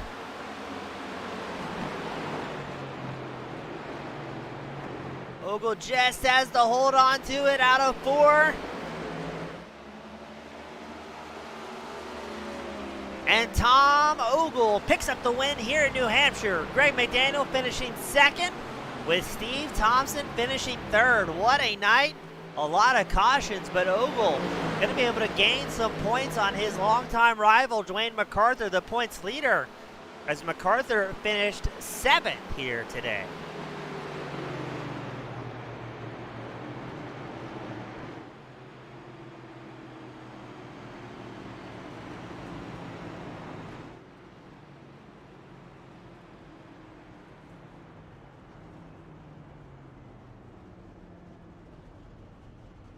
Getting drivers lined up for the post-race pictures.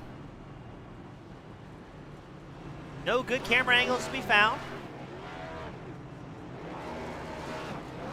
And Ogle gonna burn it down in the number 11. Picking up a massive win and quickly leaves the raceway.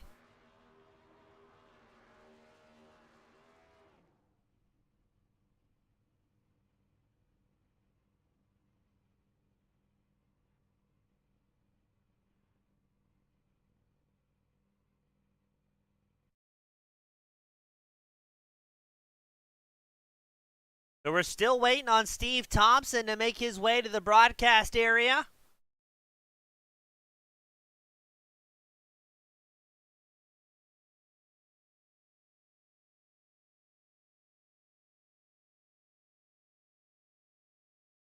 And then we'll get things going. All right, we got the party all here. Up first, we've got Steve Thompson, number 67 machine. Steve, great comeback night. Qualified 11th and still found yourself up here on the podium battling some very fast guys. Yeah, I just got lucky. I started to get the rhythm of the track there I don't know, before halfway things started. I just kept saving my tires. So I think if we would have had some long runs, it would have paid off because I started catching Ogle there on that one long run. So, but those guys, Ogle, he's freaking fast, and so is McDaniel. Now, Steve, we saw a lot of guys kind of losing the back end here. Is that due to the car? Or is that just the low banking we have in New Hampshire that makes it so tough to put the power down? No, I mean, the track was a little loose, but you just had to modulate the accelerator pedal, and that's all I did, is just kept trying to keep it from spinning. And at the end of the run, it sure helped. You know, those guys were kind of out of tires, and I was picking speed up. So, Well, Steve, it was a lot of fun watching you charge through the field, keep that 67 machine out of danger tonight, and bring home a hard-fought podium. Seems like every time you get back out on track, we have you up here, so good to see. And who do you want to give a shout to, fans, family, friends, or sponsors that helped you make this evening possible? yeah, I want to thank my main sponsor here, Dr. Amy Horniman. Go to dramyhorniman.com. She sponsors our truck series, and if your wife has thyroid issues, or you want to work on your hormones, or you want to lose some weight, she's a gal to get in touch with. She's got all kinds of free. She does a podcast every week. She got all kinds of free information and stuff. And if I highly recommend her, especially if your wife or yourself has thyroid issues, because my wife had fought thyroid for 30 years and just was miserable, and Dr. Amy got her fixed up. She's like a new woman. So anyways, check that out, and I want to thank everybody in the league for coming out and racing, and thanks for the broadcast, and thank to emetro4.com for sponsoring the series. Go check it out if you need a car. Well, always well said, Steve. Congratulations. A lot of fun, and hope to have you back up here next week, my friend. Yep, I think we're Pocono. I love Pocono. I'm looking forward to it. Take care. See you, man. Now, Steve Thompson bringing home the third place finish. Up next, we've got Greg McDaniel tying with his highest result of the season, number 30 machine. Greg, welcome back, and what a great race, especially at the end there between you and Ogle. That was tight.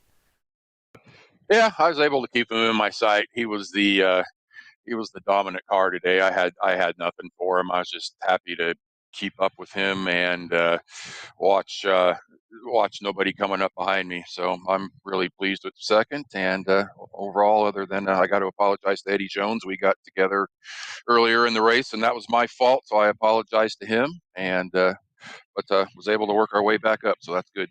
Now, Greg, funny you say that. Midway through the broadcast, we were talking about how you're one of the most polite drivers on and off the track we see each and every week. And myself and the fans were kind of wondering if that front bumper may have been an option for you. I was personally betting against it, but did that ever cross your mind getting right behind Ogle? No, I felt terrible for wrecking Eddie. I don't know. I probably would never in this league put my bumper to somebody for a win. It's not worth it. That's not what this league's about.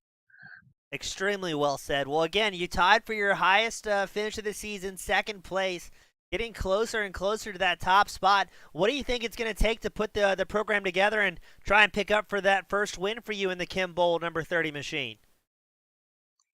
Well, both of my seconds, I finished behind Ogle, so I would say a lot of luck, and Ogle not to race that week, and I might have a chance to win. Well said. Whatever it takes, Greg. A lot of fun talking to you. Even more fun calling the action. Who you want to give a shout to? Friends, family, sponsors that helps make this second place happen for you. I want to thank all the league admins. This is a fantastic league. Steve and Dwayne take the lead on the admins, but there's several other admins that make this league the great league that it is. I want to thank Patrick Milligan, Metro Ford for his sponsorship of the league. Also, Victory Lane Sports and Kim Bull, and all the great drivers in this league, all the great bowlers at Kim Bull, and my girlfriend Sharon. Thanks, honey. I love you. And I think that's it. Awesome. Congratulations, Greg. Hope to have you back up next week, and great job once again. Thanks, James. Nice to talk to you. As well, sir. And that was Greg McDaniel finishing second. But up next, the man, the myth, the bell-ringing legend, Tom Ogle, bringing it home in the top spot. Dominant run there, Tom, but it looked like you were starting to get more and more company towards the end of the race. Yeah, I think everybody else I think Watts, Greg, McDaniels, maybe Eddie, they were all good, but they all kind of had bad luck. And I think Watts got loose at the end of that one long run. This is one of my favorite tracks. I love it up here in the Lone Star State, you know. Close enough. Now, Ogle, when you're up there towards the front, how much pressure does that take off of you when you really just have to worry about focusing on hitting your marks and kind of setting your own pace? It looked like all the elbows were out mostly behind you for that run. Yeah, it's nice if you get a little bit like a 2-second lead, you can kind of just maintain it and ride, you know, you don't wear your tires out as much. I was really nervous on a couple of those cautions. The late one, I figured everybody would go in and get tires and I'd be in trouble. Yeah, we've seen that before here, especially on the smaller tracks where you've been very dominant. We'll have a caution late in the race or throw in a green-white checker, and you'll lead 90% of the race and then just have terrible misfortune on the restart. So were you thinking that was going to happen again on that final restart? We were getting dangerously close to green-white checker conditions. Well, thanks for pointing that out. And yes, I did think that was going to happen. Now, to be clear, I'm not faulting you. I'm just saying it's terrible luck when you have good long-run speed and then it turns into an elbows-out derby at the end. So that's what, from my point of view, where you've had the bad luck, no fault of your own. The restart zone there is such an advantage for the leader. I'm not really a fan of it. I mean, it's almost impossible to get a jump anymore. I mean, as the leader, I like it, but for second, third, it's kind of a death sentence, you know. Every restart, you get about a 3 or 4 tenths jump, you know. Yes, sir. Yeah, we saw that. You had a lot of restart practice tonight too. I think it was 6 or 7 cautions by the time it was all said and done. But hey, able to bring on the top spot. Looks like the strategy worked well, start to finish, and bringing home yet another good win, and arguably more importantly, really closing the gap to points leader MacArthur. So gonna be interesting to see how that shakes up. And I know we have Pocono in the near future. And correct me if I'm wrong, but that's a favorite for the number 11 machine. Okay, there, Steve is dominant there. He's really good there, and Eddie's really good there. So I'm going to go there, try to get a top 5. I ran there in another league and learned a lot. So hopefully that'll help me. Well, Ogle, great job as always, my friend. A lot of fun watching, even though it kind of got down to a nail biter at the end. Definitely the dominant machine out on track, and you've got the privilege, the pleasure. Who do you want to give a final send-off to tonight that helped make this evening possible? Dale MacArthur talked me into running 5th instead of 4th gear, and I think that really helped me on the long runs. He helped me a lot, and you do a great job broadcasting and keeping us abreast of your motorcycle adventures.